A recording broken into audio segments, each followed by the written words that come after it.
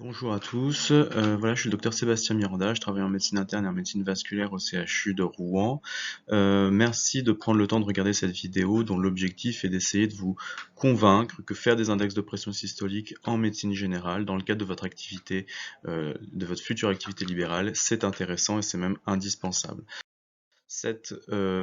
vidéo, finalement, fait suite à un travail de thèse, celui du docteur Sunda Masmoudi, où elle avait déjà interrogé les praticiens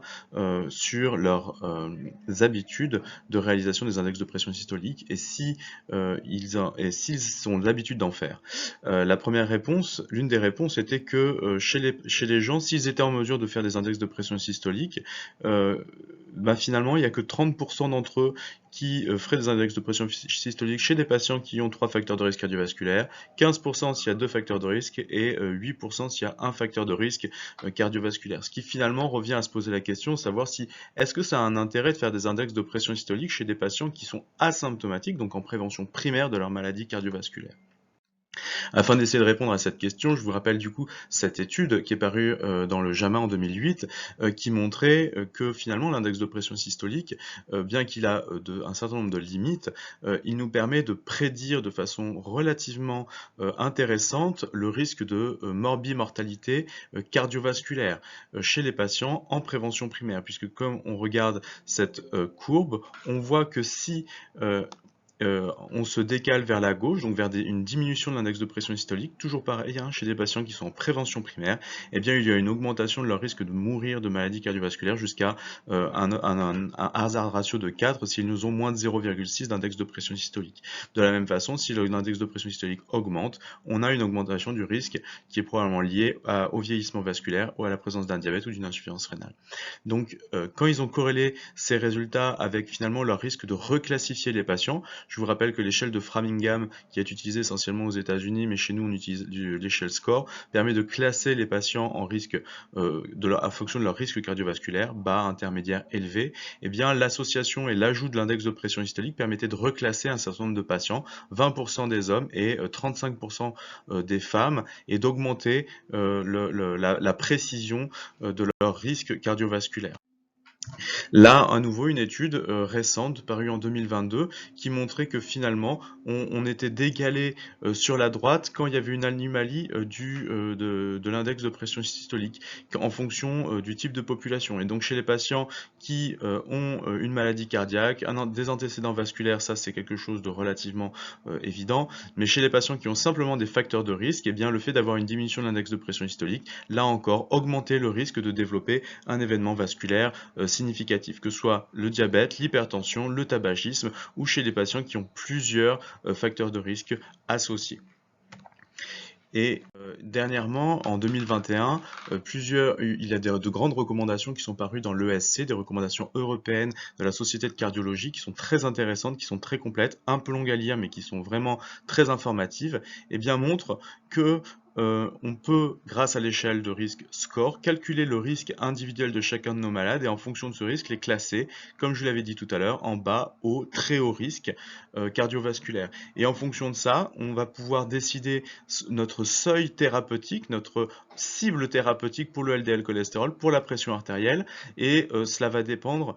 également d'autres facteurs, notamment l'importance de ce risque, l'état du patient, et je pense qu'on peut placer ici l'index de pression systolique. Si les patients ont un IPS qui est bas, à mon sens, cela fait partie des indications à être plus stringent sur les objectifs thérapeutiques, à savoir une pression artérielle systolique inférieure à 130 mm de mercure, et chez les patients à haut risque ou à très haut risque, envisager une diminution à 0,7 ou inférieure à 0,55 g par litre de LDL cholestérol. Ça, c'est important parce que on est encore chez des patients qui sont en prévention primaire. Maintenant, l'autre question toujours dans cette question, mais finalement l'autre point qu'on avait retrouvé dans cette étude, qui avait interrogé les praticiens sur la façon de voir qu'ils avaient les index de pression systolique, c'est finalement, quand on regarde les patients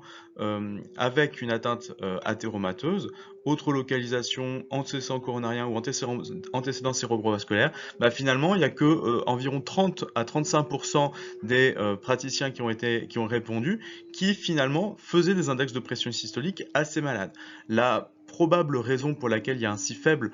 taux de réponse, en tout cas un si faible taux de réalisation d'IPS chez ces patients, c'est que finalement les praticiens, et de façon assez logique, on se dit bah oui, ils sont déjà en prévention secondaire, ils sont censés recevoir un traitement maximal, qu'est-ce que ça va changer de leur prouver, de montrer qu'ils ont un index de pression systolique, qu'ils ont une artériopathie du membre inférieur s'ils sont asymptomatiques?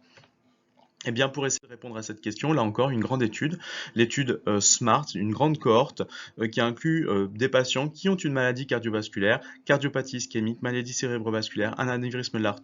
et ils ont regardé chez ces patients qui ont déjà un traitement censé être optimal, savoir ce qui se passait dans leur devenir, s'ils avaient oui ou non une diminution de l'index de pression systolique. Et alors, la première chose qu'on peut voir sur cette étude, c'est que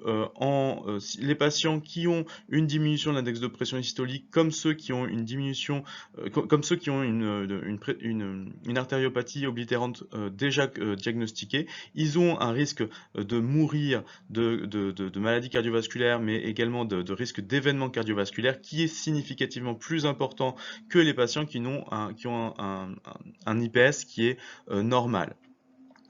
L'autre information qu'il faut voir, c'est que finalement, il n'y a pas franchement de différence entre les patients qui sont symptomatiques de ceux qui ne sont pas symptomatiques. Leur risque en termes d'événements cardiovasculaires ou de mortalité cardiovasculaire, il n'est pas différent que le patient soit symptomatique ou asymptomatique s'il y a une diminution de cet index de pression systolique. Et ça, c'est très intéressant puisque finalement, quelqu'un qui a une AOMI qui est symptomatique est également à très fort risque cardiovasculaire, et ça apparaît dans les recommandations de l'ESC 2021. Là, c'est l'iconographie pour les patients qui sont en prévention secondaire. Ça ressemble un peu à la première, mais on voit que d'emblée, les patients qui sont en prévention secondaire, on doit être avec un LDL inférieur à 0,7 et une pression artérielle inférieure à 140 mm de mercure. Et si là encore, on passe avec des facteurs aggravants, donc un risque qui est particulièrement élevé s'il y a des comorbidités ou si le patient le souhaite, mais je pense que là encore, l'index de pression systolique rentre ici dans les événements, dans les éléments qui nous permettent d'intensifier le traitement. Et bien notre cible passe à 130 mm de mercure, 0,55, et éventuellement avec l'apparition de nouvelles molécules qui vont pouvoir nous permettre de diminuer le risque cardiovasculaire de ces patients qui sont en prévention secondaire, mais avec un risque particulièrement élevé. En conclusion, l'index de pression systolique nous permet de faire le diagnostic d'artériopathie des membres inférieurs dans plein de situations. S'il y a un trouble trophique, si le patient est symptomatique, donc s'il est claudique, mais aussi chez le patient asymptomatique avec simplement des facteurs de risque cardiovasculaire ou qui a une autre localisation athéromateuse. Donc on fait le diagnostic d'artériopathie grâce à l'IPS. Ça nous permet d'avoir une idée du pronostic cardiovasculaire global de ces patients, qui est particulièrement péjoratif chez les patients qui ont une AOMI. Ça nous permet d'ajuster les cibles thérapeutiques, et très souvent on se retrouve avec des cibles très basses avec une dépression inférieure à 130 mm de mercure et un LDL inférieur à 0,55 g par litre. Et ça nous permet d'envisager une diminution, un ajustement du traitement. Il faut lutter contre l'inertie thérapeutique qui est fréquente chez ces patients à très haut risque cardiovasculaire. Et donc il faut systématiquement non seulement qu'ils aient antiagrégants, IEC, statine et metformine chez les patients qui sont diabétiques, mais maintenant on a d'autres molécules, notamment les étrols, les anti-PCSK9, donc les nouveaux hypolipémiants qui nous permettent d'atteindre des cibles de LDL cholestérol tout à fait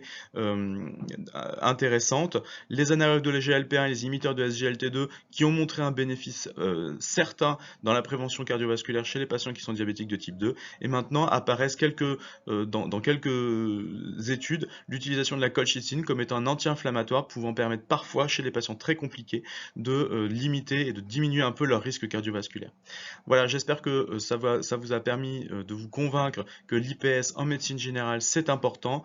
qu'il faut s'équiper. Certes, ça prend un petit peu de temps, mais ça fait partie, à mon sens, de l'examen clinique indispensable pour la prise en charge des malades avec des facteurs de risque cardiovasculaire et une pathologie vasculaire. Je vous remercie et n'hésitez pas bien sûr à répondre au questionnaire que je vais vous envoyer également pour voir si ce type d'information vous a plu ou vous a convenu. Merci.